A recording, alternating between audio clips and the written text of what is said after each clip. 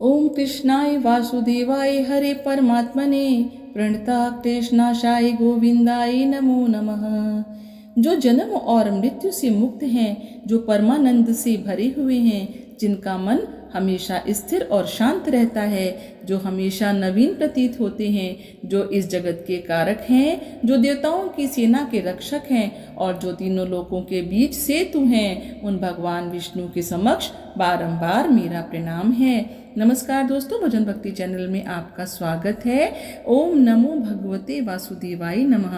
भक्तों, आज चैत्र माह के शुक्ल पक्ष की एकादशी तिथि है और कामदा एकादशी का व्रत है, जो सभी प्रकार की कामनाओं को पूर्ण करने वाली एकादशी है, जिसे फलदा एकादशी या कामदा ग्यारस भी कहते हैं। पद्म पुराण के अनुसार कामदा एकादशी का व्रत करने से पिशाच योनि से मुक्ति मिलती है, सभी पाप नष्ट हो जाते हैं। जितना पुण्य कन्यादान, हजारों वर्षों की तपस्या और स्वर्ण दान करने से मिलता है, उससे अधिक पुण्य एकमात्र व्रत कामदा एकादशी के करने से मिल जाता है।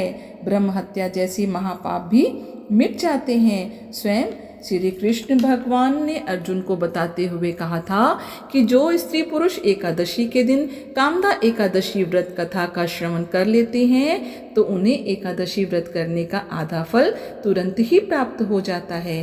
अतः जो अज्ञानी मनुष्य कथा को आधे पर त्याग करते हैं, उन्हें नरक के समान विभिन्न प्रकार की यातनाएं भोगनी पड़ती हैं। एकादशी कथा को सुने बिना एकादशी का व्रत अधूरा होता है।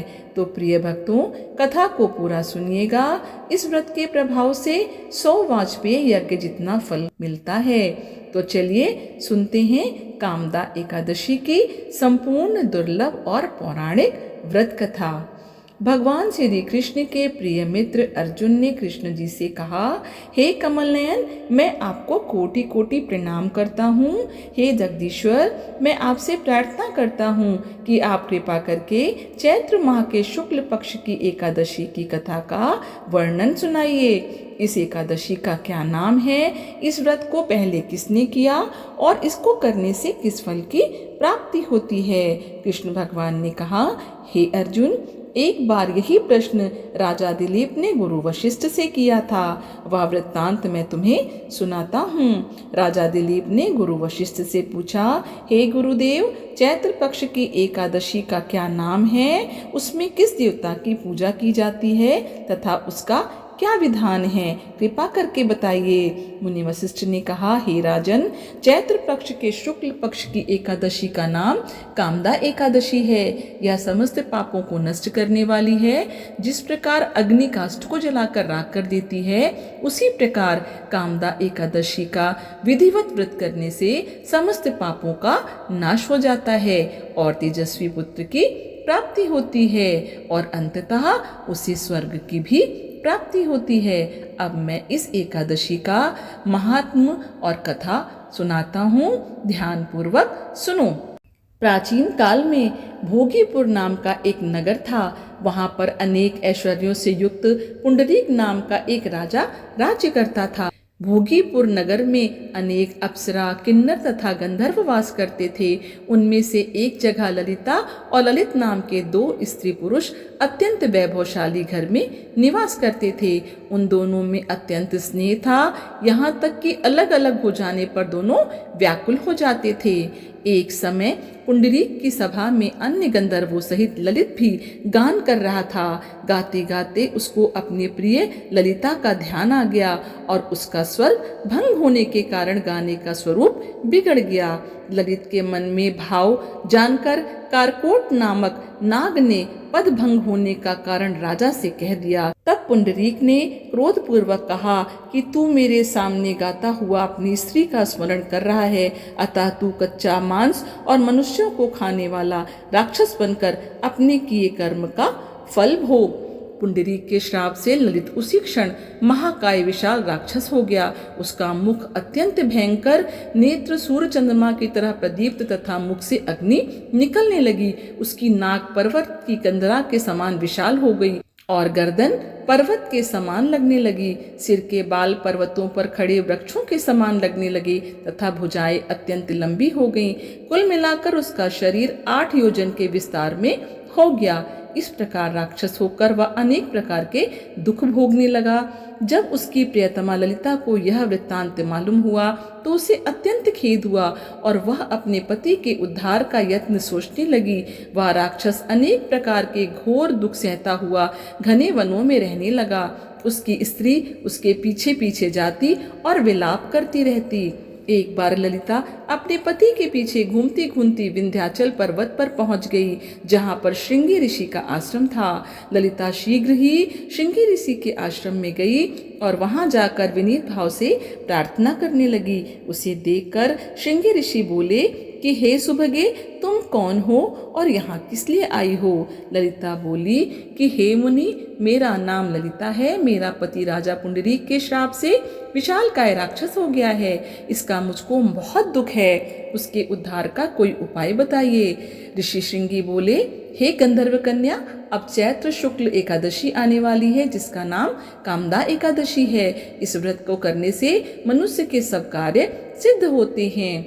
यदि तू कामदा एकादशी का व्रत करके उसका पुण्य फल अपने पति को दे दे तो वह शीघ्र ही राक्षस योनि से मुक्त हो जाएगा और राजा का श्राप भी अवश्य ही शांत हो जाएगा। मुनि के ऐसे वचन सुनकर ललिता ने चैत्र शुक्ल एकादशी आने पर उसका व्रत किया और द्वादशी को ब्राह्मण के सामने अपने व्रत का फल अपने पति को देती हुई भगवान से इस प्रकार प्रार्थना करने लगी कि हे प्रभु, मैंने जो यह व्रत किया है इसका फल मेरे पति देव को प्राप्त हो जाए, जिससे वह राक्षस योनि से मुक्त हो जाए। एकादशी का फल देते ही उसका पति राक्षस योनि से मुक्त होकर अपने पुराने स्वरूप को प्राप्त हुआ।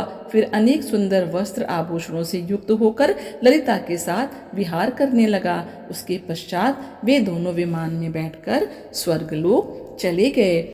आगे भगवान कृष्ण कहते हैं कि हे अर्जुन, इस उपवास को विधि पूर्वक करने से सभी पाप नष्ट हो जाते हैं। इस व्रत को करने से मनुष्य ब्रह्म आदि पाप और राक्षस योनि से मुक्त हो जाते हैं। संसार में इससे उत्तम दूसरा कोई व्रत नहीं है। इस व्रत को पृथ्वी लोक पर जिसने भी किया है वो ब्रह्म हत्या जैसे पाप से मुक्त हुआ है। उसका भी वृत्तांत सुनो। प्राचीन काल में एक नगर में एक श्रेष्ठ ब्राह्मण और एक ठाकुर रहते थे। दोनों की एक दूसरे से बनती ही नहीं थी। आए दिन एक दूसरे से वे झगड़ा करते रहते थे। दोनों के बीच आपसी झगड़े इतने बढ़ गए कि एक दिन ठाकुर ने ब्राह्मण को मार डाला। उसके इस कृत्य से उस नगर के ब्राह्मण काफी नाराज हो गए। उसे बहुत ही पश्चाताप होने लगा। बाद में उसने उस ब्राह्मण की तेरवी करने की सोची तो ब्राह्मणों ने उसके घर भोजन करने से इनकार कर दिया। ब्राह्मण के विरोध और गुस्से के कारण ठाकुर एकदम अकेला पड़ गया। उसके मन में अपने कृत्य के लिए जो ग्लानि पैदा हुई उससे वह स्वयं ही दोषी मानने लगा। मानसिक तौर पर वह काफी परेशान रहने लगा। अपने इस जीवन से वह बहुत दुखी हो गया। उसी दौरान उसे एक साधु मिले। उसने साधु से अपने इस महापाप का निवारण और उपाय जानना चाहा। तब उस महात्मा ने उसे कामदा एकादशी का व्रत का महत्व बताया और उसे कामदा एकादशी व्रत करने का सुझाव दिया। चैत्र मास के शुक्ल पक्ष की एकादशी तिथि आने पर उस ठाकुर ने उस महात्मा के बताए अनुसार कामदा एकादशी का व्रत रखा। कामदा एकादशी के दिन जब वह भगवान विष्णु की मूर्ति के पास सो रहा था तब उसने एक स्वप्न देखा। उसमें भगवान विष्णु ने उससे कहा कि ठाकुर, तुम इस व्रत के प्रभाव से ब्रह्म हत्या के पाप से मुक्त हो गए हो। ब्रह्म हत्या के अपराध बोध से मुक्त होकर उस ठाकुर ने कामदा एकादशी व्रत के महत्व को लोगों को भी बताया। कामदा एकादशी का व्रत करने से व्यक्ति के सभी पाप नष्ट हो जाते हैं, उसे विष्णु लोक में स्थान प्राप्त होता है और उसकी अन्य मनोकामनाएं भी पूर्ण होती हैं। यदि व्यक्ति से कोई पाप हुआ हो तो भगवान विष्णु के समक्ष एकादशी के दिन क्षमा याचना करे, उसका प्रायश्चित करे। तो एक बार प्रेम से बोलो, हरे कृष्णा कृष्णा कृष्णा हरे हरे। चलिए अब सुनते हैं ग्यारस माता की कथा। कहते हैं ग्यारस माता की कथा को सुने बिना इस व्रत का पूरा फल नहीं मिलता, इसलिए ग्यारस माता की कथा को अवश्य सुनना चाहिए। एक बूढ़ी माँ ने एक बार निर्जला एकादशी का व्रत रखा। बड़ी ही भाव भक्ति से पूजा अर्चना की। उन्हें वृद्धावस्था में क्या बाधा थी, वे तो अपने पुत्र और पौत्र की सुख सुविधा के लिए व्रत रखने लगी थी। वे दिन भर तो जरा कठोर बन करके अपनी प्यास को रोके रहीं।